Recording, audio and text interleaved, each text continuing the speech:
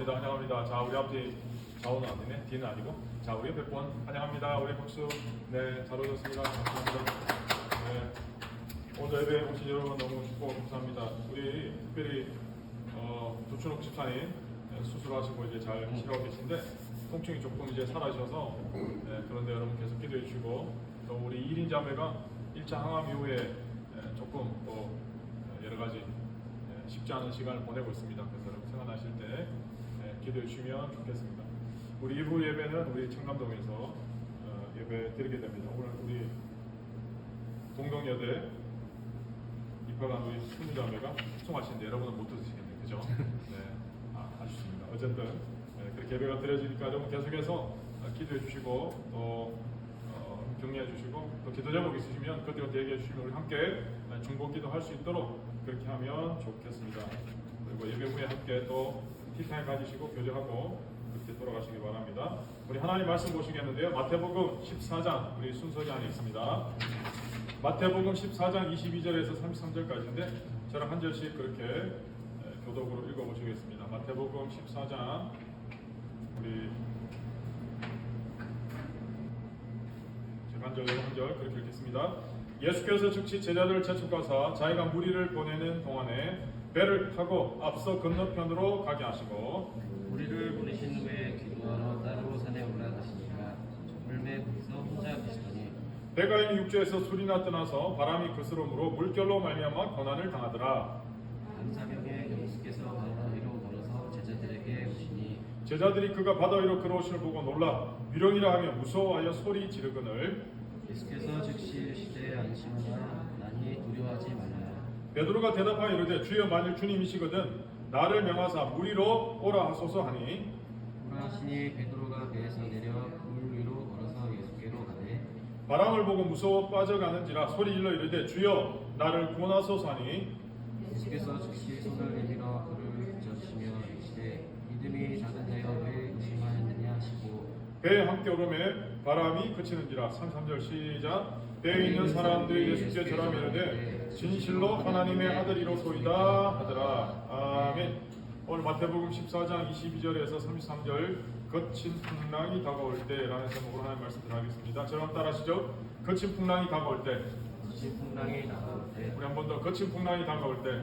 거친 풍랑이 다가올 때 자, 오늘 여러분 우리가 읽었던 성경 말씀은 그야말로 예수님이 무리를 걷는 기적 사건입니다. 그죠? 기적. 사람이 무리를 걷는다. 영화에서나 가능하지 현실적으로는 불가능하죠. 미션 임파서블. 그죠? 그런데 오늘 성경에는 예수님이 무리를 걸었던 사건이 등장합니다. 누군가의 말처럼 성경은 기적을 빼버리면 성경 자체가 남지 않는다 이런 말이 있거든요. 창세기 1장부터 요한계시록 22장까지 여러분 성경을 보시면 시작부터 태초에 하나님이 천지를 창조하셨다. 마지막 계시록 21장 물론 나오지만 22장까지 내가 속히 오겠다. 하늘로 가신 주님께서. 그러니까 창세기 1장부터 요한계시록 22장 마지막까지 사실 전체가 어떻게 보면 성경은 기적입니다. 기적 자체입니다. 성경은 기적의 책입니다. 제가 존경하는 어떤 목사님이 고등학교 학교 다닐 때 친구들한테 이제 전도하면 친구들이 자꾸 이렇게 시비를 거는 거예요. 그러면서 자꾸 이렇게 이따가게 질문을 던지는 거예요. 야, 예수님이 죽은 나사로 살렸다는데 그게 말이 되냐? 어떻게 죽은 사람이 다시 살아가냐? 말도 안 되는 소리다. 너 그게 가능하다고 생각하냐? 그렇게 막 삐딱하게 질문하는 거예요. 곤란하게 만드는 거죠. 그럼 또 이렇게 얘기합니다. 아니 하나님이 홍해 바다를 갈랐다는데 멀쩡한 바다를 왜 가르시냐? 그리고 갈라지냐? 그게 말이 되냐? 어떻게 갈라지냐? 막 그렇게 질문하는 거예요. 그러면 이분이 그때 이렇게 정색을 하고 대답해 줬다고 합니다. 죽은 사람을 살릴 수 없는 것은 사람이지. 죽은 사람을 살리는 분이 하나님이니까 네가 생각하는 것은 사람이고 내가 너에게 믿으라고 하는 분은 사람이 아니고 하나님이야. 죽은 사람도 못 살리는 하나님을 뭐라고 믿겠냐? 죽은 사람을 살리는 분이니까 믿을 만한 분 아니겠냐? 더 나가서 홍해를 가르지 못하는 것은 사람이지. 그러나 하나님이니까 홍해를 가를 수 있지. 하나님 왜 홍해도 못 가르시겠냐? 그러면서 대답해 주었다고 합니다. 아마 이 시간 우리 중에도 예수님이 무리를 걸었다 그러니까 에이 그런 후방된 게 어디냐? 그런 거짓말이 어디냐? 라고 물으실지도 모릅니다. 만약 우리가 그런 태도로 오늘 이 사건을 접하고 성경을 보면요, 성경을 백날 읽어도 우리는 아무 상관이 없어요. 오늘 우리에게는 어떤 일도 우리의 삶에 일어나지 않을 것입니다. 그러나 우리는 지금 성령님이 주시는 은혜와 영감 속에 이 말씀을 깨달으려고 하는 거예요. 무슨 말이냐면 여러분 성경의 신비는요 어제 읽고 1년 전에 읽었고 2년 전에 읽었던 말씀인데 오늘 읽으면 또 달라. 이게 성경의 신비예요. 그냥 책 안에 있는 글자 같은데 성령의 감동하심으로 쓰여진 성경 말씀이기 때문에 성령님이 역사하시면 1년 전 읽었던 말씀, 어제 읽었던 말씀, 오늘 읽었던 말씀이 감동이 다 달라요. 여러분 이것을 경험할 때 이게 2000년 전에 있었던 한 사건이 아니고 2000년 전에 기록된 말씀이 아니고 오늘 나에게 주시는 말씀이구나. 그게 깨달아지는 거예요. 여러분 우리가 성경 읽을 때마다 성령님을 의지하고 성경을 읽으면요 우리의 마음의 문을 열어서 성경을 제대로 깨닫게 하시고 보게 하시고 성령의 감동을 통해 말씀이 막 걸어서 내 안에 들어온 역사를 경험하게 돼요. 그게 진짜 말씀을 제대로 경험하는 거예요. 그러니까 대부분 사람들이 말씀으로 응답받았다, 말씀으로 은혜 받았다, 말씀이 내게 걸어오더라 하는 게 다 그런 거거든요. 디모데후서 3장 16절에 모든 성경은 하나님의 감동으로 됐다. 성경 자체가 인간이 그냥 책 쓰듯이 어느 작가가 그냥 회상하면서 책 쓴 게 아니고 성령의 감동하심으로 기록된 책이 성경책이에요. 성령의 감동하심으로 기록된 책이 성경이기 때문에 성경 말씀을 읽을 때 성령님을 의지하지 않으면 그냥 종이에 쓰인 글자밖에 안 되는 거예요. 문학적인 소재로, 영화의 소재로 아니면 그냥 베스트셀러니까 읽어볼 수는 있어요. 그런데 성경이 나에게 전혀 감동이나 영향을 줄 수는 없어요. 왜? 성령님을 의지하지 않기 때문에. 오늘 마찬가지로 우리가 이 말씀을 바라볼 때 성령님의 은혜를 입어 이 말씀을 바라보면 나에게 감동으로 다가온다는 거죠. 더 나아가서 오늘 예수님 무리를 걸었던 이 사건은요 단회적인 사건입니다. 단회적이란 건 딱 한 번만 일어난 역사적으로 유일해적인 사건입니다. 다시는 이런 사건이 없죠. 일어날 수도 없죠. 왜냐하면 예수님이 지금 안 계시잖아요. 오늘 예수님이 풍랑 치는 바다, 성경에는 풍랑 이는 바다 뭐 이렇게 나오는데 없던 일도 생기다, 사전적 의미가 일다라는 뜻이거든요. 그런데 어쨌든 풍랑 치는 그 갈릴리 바다를 잠잠하게 하시고 바다를 걸어오신 이 사건, 누가복음만 빼면 사복음서에 다 기록되어 있을 정도로 중요한 사건이거든요. 오늘 이 사건은 다시 우리가 볼 수 없는 사건, 경험할 수 없는 사건입니다. 예수님은 지금 몸을 입고 이 세상에 계시는 게 아니고 지금 천국에서 우리를 위해서 기도하고 계시기 때문입니다. 오늘 이 사건이 일어났던 바로 앞에 사건이 어떤 사건이냐? 떡 5개 물고기 2마리로 5,000명을 먹인 오병이어의 사건이 일어났거든요. 그러니까 예수님이 오병이어를 일으킨 사건이 한 저녁 때쯤 됐거든요. 하루 종일 사람들이 예수님을 따라다닌다고 한 끼도 못 먹은 거예요. 너무 허기져서 배가 고프니까 예수님이 어쨌든 중간 생략하고 오병이어 사건 여러분 아시죠? 그죠? 들어보셨으니까. 예수님이 떡 5개 물고기 2마리로 5,000명을 먹인 사건이에요. 그러니까 뭐 대단하죠. 그런데 오늘 본문 22절에 보면 그 사건이 일어나자마자 22절에 예수께서 즉시라는 건 뭐예요? 곧 바로 예수님이 즉시 또 나와요. 제자들을 재촉하사. 아니 제자들은 꾸물럭거리고 있는 거야. 왜 꾸물럭거릴까요? 여러분 떡 5개 물고기 2마리로 5,000명 남자만 아이 여자 다 합치면 학자들 사이 이견이 좀 있지만 최소 15,000에서 2만 명. 여러분 2만 명 되는 사람들이 떡 5개 물고기 2마리로 배불리 먹고 12광주리 거뒀다. 이게 있을 수 없는 사건이잖아요. 그 애니메이션 만화 영화에 보니까 하늘에서 막 햄버거가 막 내려오는 그런 그 만화 영화 있던데 그야말로 하늘에서 푸드가 막 내려오는 거예요. 그냥 한번 상상을 해보세요. 그런 사건이거든요. 그러니까 제자들이 이 사건을 경험하니까 이게 꿈인지 생신지 그 감격에 취해서 우리도 그렇잖아요. 살다가 우리가 정말 내가 도저히 감당할 수 없는 하나님의 어떤 기적을 경험했다. 그러면 그 기적에 취해서 살고 싶잖아요. 와, 이 기적이 계속되면 좋겠다. 그리고 그 기적의 감동을 좀 느끼고 싶잖아요. 아마 제자들도 그랬을 거예요. 이 사건 속에서 너무 기적을 경험했으니까 그 기적에 취해 살고 싶은데 근데 예수님은요 그 제자들을 막 재촉하시고 막 쫓아보내듯이 그 자리를 떠나게 하신 거예요. 오늘 마태복음에 나오지 않지만 요한복음에는 그 이유가 나오는데 요한복음 6장 15절에 이렇게 나오거든요. 똑같은 사건인데 그러므로 예수께서 저희가 와서 자기를 억지로 잡아 임금 삼으려는 줄을 아시고 다시 혼자 산으로 떠나가셨다. 오병이어 기적을 딱 일으키니까 사람들이요 예수님을 어떻게 한다? 임금으로 삼으려고. 와, 우리 왕이 되면 우리 더 이상 배고플 일이 없겠다. 드디어 됐다 이제. 와, 이분이 왕이면 우리는 진짜 이제는 끝났다. 그러니까 사람들이 막 예수님을 임금 삼으려고. 그러니까 예수님께서 그 자리를 피하신 거예요. 다시 말해서 오병이어의 기적을 경험한 사람들이 예수님을 붙잡아서 억지로 왕 삼으려고 했거든요. 그래서 예수님은 피해서 도망가신 거죠. 여러분, 예수님께서 이 땅에 오신 목적은 단순히 오병이어 기적이나 일으키시고 병자들 병이나 고쳐주시고 사람들의 주목받으면서 왕 되는 게 아니에요. 예수님이 이 땅에 오신 목적은 우리를 위해서 십자가에서 죽기 위해서 오신 거예요. 예수님은 죄에 빠진 인간들을 살리기 위해서 그 처절한 십자가에서 못 박혀 죽으시기 위해서 이 땅에 오셨다는 거예요. 그래서 예수님은 오병의 기적 현장을 빨리 떠나라고 제자들을 재촉하신 거죠. 다시 말씀드리지만 제자들은 그 자리에 더 있고 싶었을 거예요. 그런데 그 말씀에 순종합니다. 그리고는 배를 타고 지금 갈릴리 바다를 건너가는 중입니다. 건너가면서도 아마 제자들은 그 얘기 했을 거예요. 서로. 야, 봤냐? 아까 조금 전에 떡 5개 물고기 2마리로 와, 어디서 그런 떡이 나왔지? 어디서 그런 물고기가 나왔지? 이게 진짜 가능하냐? 막 자기들끼리 날씨도 너무 좋죠. 산들바람 불죠. 예, 배도 부르죠. 사람 배가 부르면 기분도 좋잖아요. 예? 배고프면 짜증내는 사람도 있던데 항상. 그런 사람 어떻게 해요? 일단 먹여야 돼요. 잠 못 자면 짜증내는 사람은 일단 재워야 돼요. 그죠? 제가 그 부부 세미나 할 때 최근에 왔던 어떤 친구들 그 결혼 앞두고 있는 친구애들 그렇게 얘기했거든요. 일단 남편이 일을 마치고 왔는데 너무 피곤한 거예요. 배고픈 거예요. 근데 부인은 남편하고 뭔가 이야기 단판을 내려고 지금 기다리고 있는 거예요. 그럼 여러분 이야기 안 되겠습니까? 싸움밖에 안 되는 거예요. 그럼 어떻게 해야 돼요? 일단 먹여야 돼요. 그죠? 일단 배부르게 만들어야 돼요.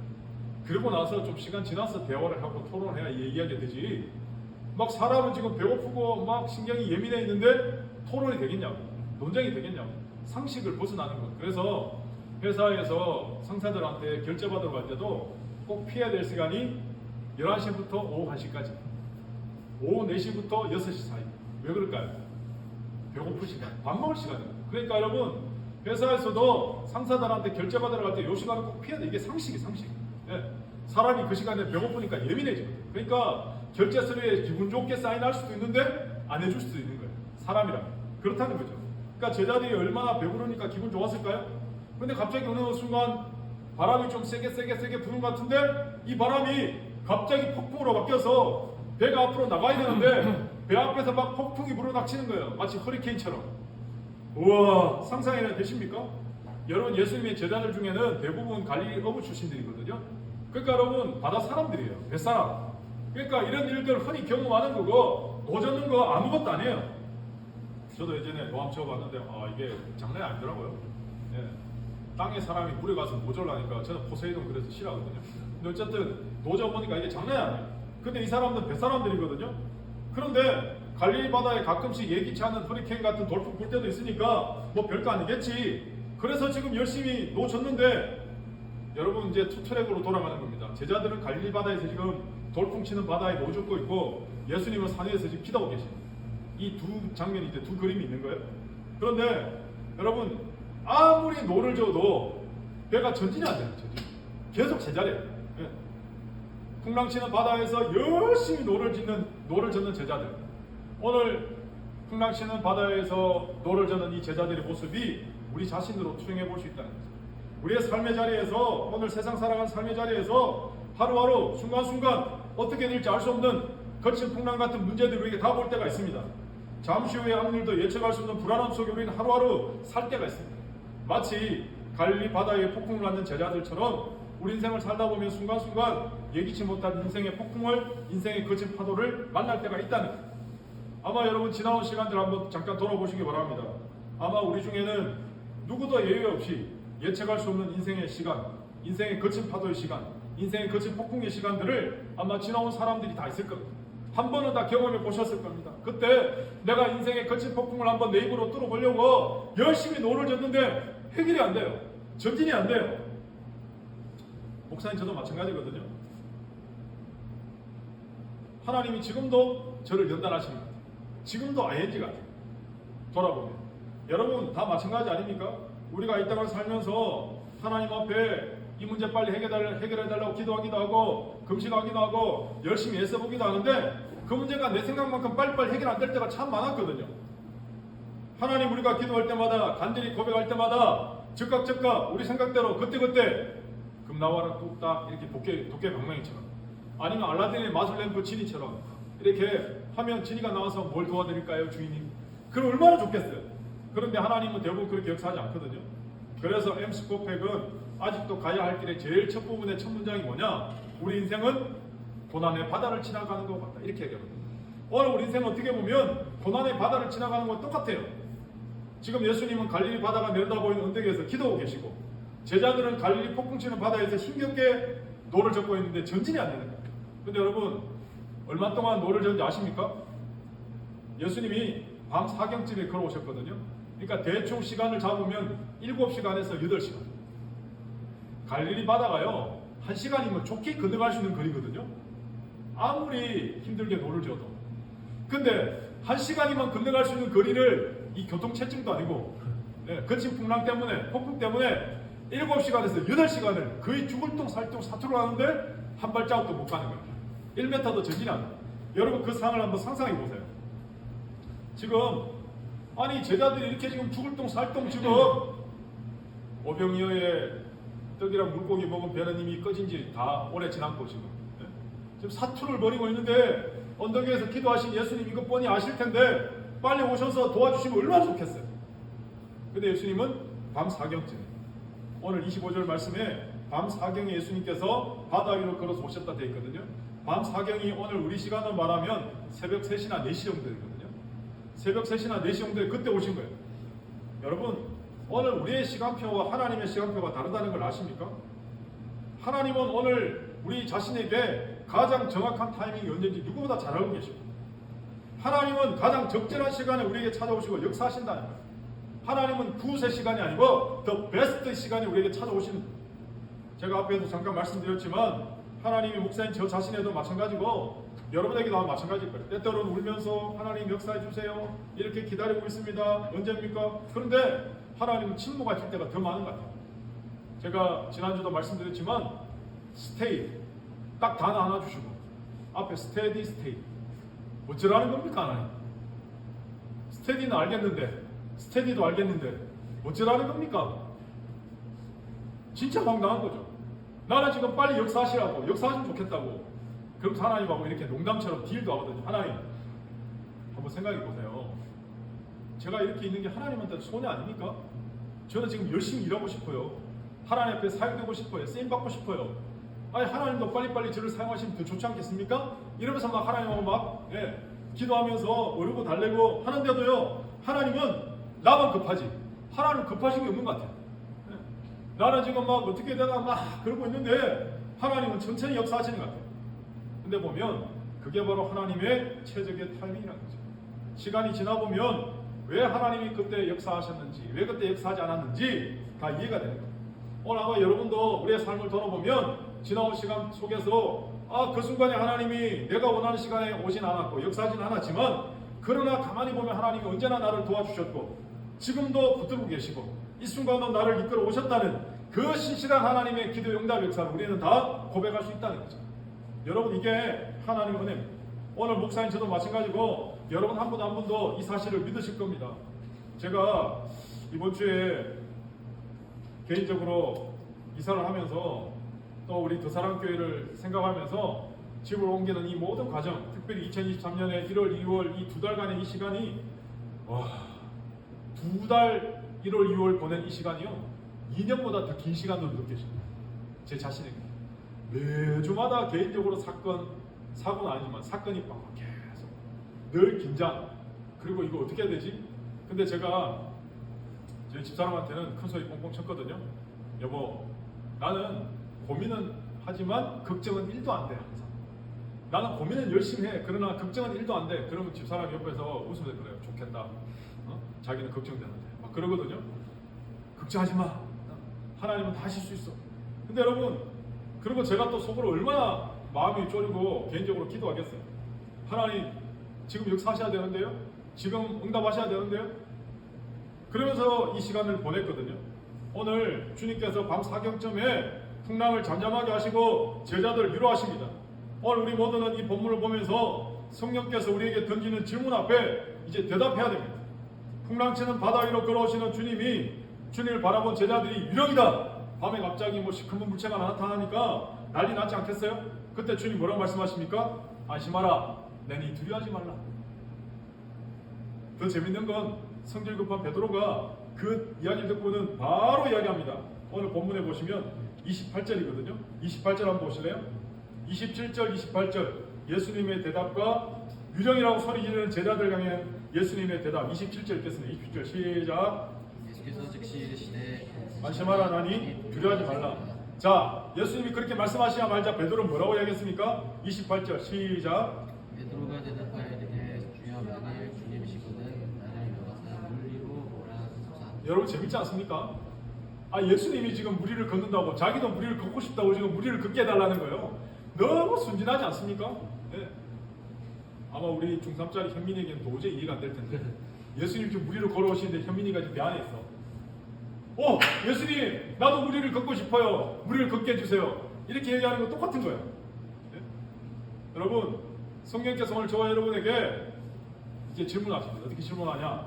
너는 풍랑치는 바다 위를 걷는 베드로가 되고 싶으냐? 아니면 그래도 배 안이 더 안전하다고 생각하고 배에 남아있는 11제자가 되고 싶으냐? 선택해라. 아니 여러분에게 두 가지 선택권이 있어요. 풍랑치는 바다 위를 걷는 베드로가 되고 싶으냐? 아니면 배 안이 더 안전하다고 생각하고 그냥 배 안에 남아있는 11명의 제자가 되고 싶으냐? 두 가지 중에 여러분 선택하라 그러면 여러분 어디를 선택하시겠습니까?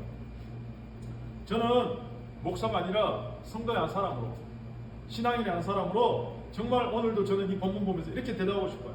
주님, 이왕 예수님 믿은 김에 물을 한번 걸어보고 싶습니다. 안전한 배 안에 남아있는 11제자가 아니고 물에 빠지든지 뭐 어쩌든지 간에 주님 알아서 하시겠지. 저는 그런 생각이 진짜 주님이 뭐 살려주시겠지. 빠지면 건져주시겠지. 약간 그런 생각, 저는 약간 오기 그런 생각을 업어서 그냥 주님 베드로처럼 물을 한번 걸어보고 싶습니다. 이왕 한번 믿은 김에 저는 그렇게 고백하고 싶거든요. 여러분 어떻습니까? 아마 베드로는 지금 물 위에 계신 예수님을 보면서 야, 예수님이야말로 진정한 창조주이시고 구원자 메시아가 맞구나. 그리고 지금 메시아이신 창조주이신 예수님 물 위에 계신데 내가 지금 가야지. 내가 주님한테 가야지. 배 안에 지금 가만히 있으면 앉을 수가 없잖아요. 예. 그래서 예수님에게 부탁해서 무리를 걷게 되는 거예요. 여러분, 무리를 뛰어내려서 걸을 수 있다고 하는 것은 아무나 가질 수 있는 믿음이 아니거든요. 그래서 제가 존경했던 어떤 목사님이 이 베드로의 믿음을 위대한 믿음이다.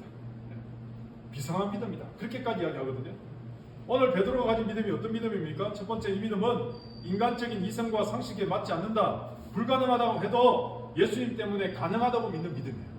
두 번째, 이 믿음은 사람들이 다 부정적으로 보는 상황에서도 예수님 때문에 긍정적으로 보고 대처할 수 있는, 적극적으로 대처할 수 있는 믿음입니다. 세 번째, 이 믿음은 이유를 알 수 없는 고통과 슬픔을 당할지라도 예수님 때문에 하나님은 진실하시고 자비하시고 성실하시다는 걸 끝까지 포기하지 않고 붙들고 나가는 믿음이 이 믿음이에요. 마지막 네 번째, 이 믿음은 예수님 때문에 놀라운 은혜에 감격해서 다른 사람이 다 포기하지 못해도 예수님 때문에 포기하고 예수님을 위해서 헌신하는 믿음, 이게 바로 베드로가 가진 믿음이에요. 여러분, 이런 믿음을 가지면 베드로처럼 무리를 걷게 될 줄 믿습니다. 근데 여기서 우리의 질문이 생겨요. 목사님, 그러면 이런 믿음은 아무 때나 생깁니까? 이 믿음은 내가 원한다고 가질 수 있습니까? 이 믿음은 언제 생깁니까? 그렇게 질문할 수 있잖아요. 여러분, 이런 믿음이요, 아무 때나 생기는 믿음이 아니에요. 내가 가지고 싶다고 가질 수 있는 믿음이 아니에요. 그럼 누구한테 물어봐야 돼요? 현장에 무리를 걸었던 베드로한테 물어봐야 돼요. 베드로 형님, 베드로 사도님, 그런 믿음은 어디서 생겨서 무리를 걸었습니까? 물어보고 싶으나 지금 베드로 천국에 있으니까 물어볼 수도 없잖아요. 그래서 우리가 상상력을 동원해서 여러 주석을 통해서 아마 베드로한테 물어볼 때 베드로가 이렇게 대답할 것 같아요. 이런 믿음은 폭풍치는 풍랑치는 험한 바다에서 고통당하면서 죽을 똥 살 똥 노잡고 있을 때 그때 생기는 믿음 때 생기는 믿음. 이제 지칠 대로 다 지쳐버렸어요. 더 이상 파도랑 싸울 힘도 없어요. 그런데 이런 상황에 주님이 짠. 우리 예수님이요, 타이밍의 천재시거든요. 자, 가끔씩 그렇게 속상할 때가 있어요. 예수님은 이렇게 짠하고 나타나는 걸 좋아하시는 것 같아요. 네? 뭔가 짜잔 이렇게. 아니, 좀 빨리 오시지. 왜 짜잔하고 나타나시지? 그럴 때 있거든요. 근데 이 상황에 주님이 지금 오셨잖아요. 그때 베드로가 이 비상한 믿음, 이 놀라운 믿음이 생긴 거예요. 오늘 여러분, 이 사건은 우리가 세상에서 고달프게 힘들게 하루하루 살아가고 있는 우리들에게 엄청난 위로와 격려가 됩니다. 왜 그렇습니까? 오늘 우리 모두는요, 잘 살든 못 살든 오늘 내가 살아가는 삶 자체가 정말 힘들다. 힘들다고 느끼는 공통분모가 다 있어요. 누구든 만나보면. 예.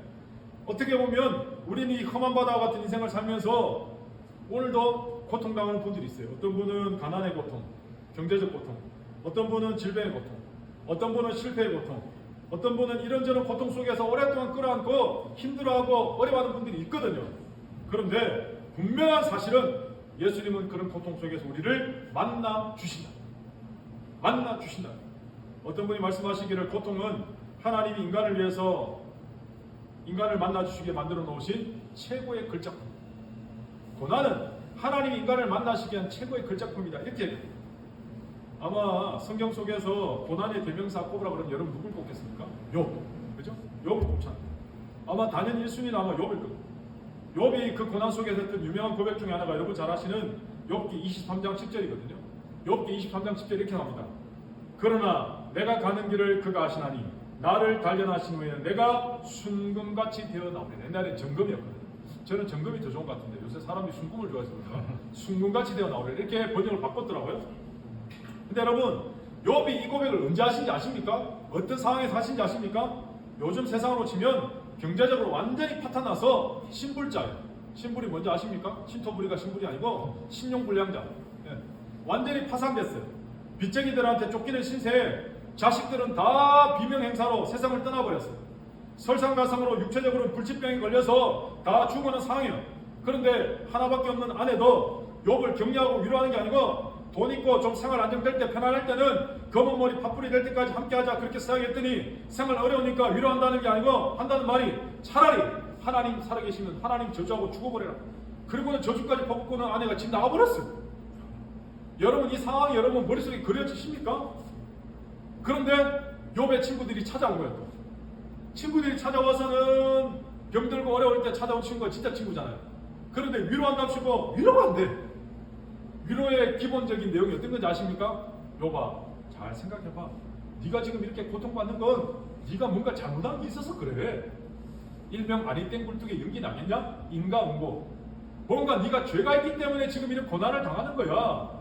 네가 지금 뭔가 문제가 있기 때문에 이런 고통을 당하는 거야.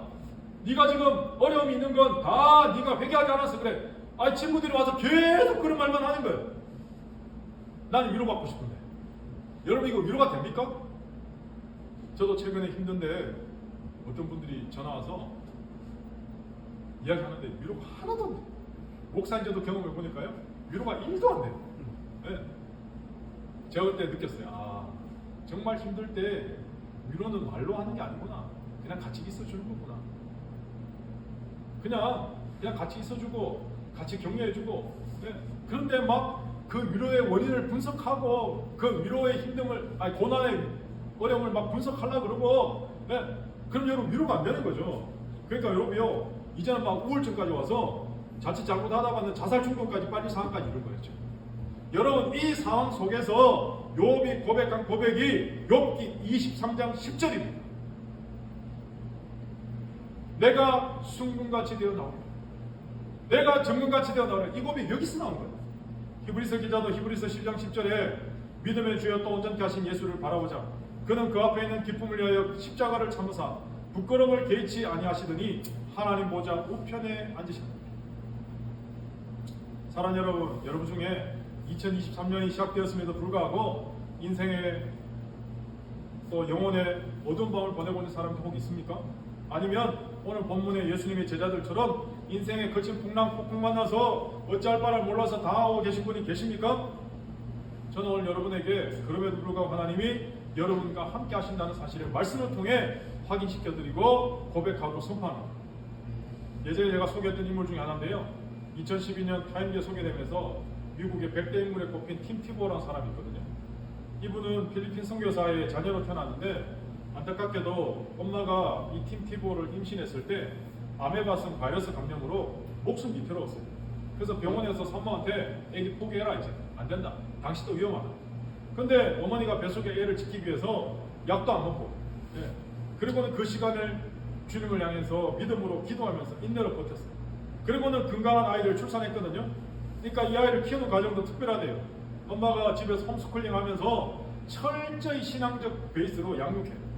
그래서 이 아이가 엄마의 이 헌신 때문에 정말 독실한 기독교인으로 성장하거든요. 근데 나중에 이 친구가 전 미국의 미식축구, 제일 유명한 미식축구 선수가 돼요. 그런데 이 친구는 미식축구 뛸 때마다 이마에다가 패치를 붙이거든요. 우리 야구 선수들 왜 이렇게 눈에다가 이렇게 시원하라고 붙이는 패치 있잖아요. 그런 것처럼 이마에다가 패치를 붙이는데 뭘 붙이냐? John 3:16. John 3:16. 요한복음 3장 16절 이마에다가 패치를 붙이고. 예. 그리고는 경기에 출전하는데 이 사람이 물론 출전할 때마다 다 이긴 건 아니지만 수많은 역전성 그리고 기적의 주인공. 그러니까 여러분 생각해 보세요. 미국이 아무리 청교도가 세운 기독교 국가라고 해도 비아냥거리잖아요. 언론에서 뭐 사람들이. 그런데도 불구하고 이 친구는 그렇게 꿋꿋하게 계속 기적을 시작되는 거예요. 그런데 문구 삽입을 금지하는 프로틴 규정에 따라서 이거 안 된다 이제. 그래서 결국은 어떻게 해요? 이분이 패치를 떼고는 경기 때마다 무릎을 꿇고 기도하는, 예, 그 모습을 연출한 거예요. 그리고는 그 기적적인 역전성 신앙이 미국 전역에 돌풍을 일으켜서 팀 티보의 모습을 따라하는 거예요. 이게 뭐냐 하면 티보잉입니다. 티보잉. 이 티보잉이라 신조어가 생깁니다. 티보잉이 뭐냐? 무릎 꿇고 한쪽 무릎을 꿇고 기도하는 거예요. 그러니까 미식축구 선수들이 시합하기 전에 한쪽 무릎을 꿇고 기도하는 거예요. 만약 티보의 엄마가 아기를 지워야 된다는 병원의 가슴 아픈 진단에, 예, 그렇게 했다면 이 아이는 태어나지 않았을 거예요. 그런데 이 엄마는 믿음과 소망 가지고 인내하면서 고통 시간을 보냈기 때문에 이 티보가 생긴 거죠. 오늘 마찬가지입니다. 오늘 우리의 삶에도 이런저런 삶의 크기에 따라 우리 일상에서 살아계신 하나님을 경험할 수 있는 고난의 시간이 다 주어집니다. 그때 베드로처럼 믿음으로 무리를 걷는 여러분의 삶이 되시길 축복합니다. 지금 고난과 절망의 파도가 내 앞에 와 있지만 그러나 믿음으로 인내하며 넘어가실 수 있길 바랍니다. 혹시 우리 가운데 혹독한 인생의 밤바다를 건너고 계신 분들이 있다면 어두운 현실이나 상황 때문에 절망하거나 낙망하거나 무너지는 게 아니라 요처럼 소망을 가지고 고통 너머에 미래에 계실 그 주님을 바라보고 베드로처럼 무리를 힘차게 걷게 되기를 다시 한번 축복합니다. 여러분 지금도 하나님은 예수님을 전적으로 신뢰하고 우직하게 바라보는 어린아이와 같은 믿음을 가진 사람을 찾고 계십니다. 마치 요즘 우리 마태복음 큐티 하잖아요. 지난주 큐티 내용 중에 나오죠, 그죠? 어젠가 그저께 사람들이 어린아이를 데리고 와서 예수님한테 축복기도 바르고 데리고 오잖아요. 유대인들 전통에 하면 어린아이를 축복하는 기도하는 전통이 항상 있었거든요.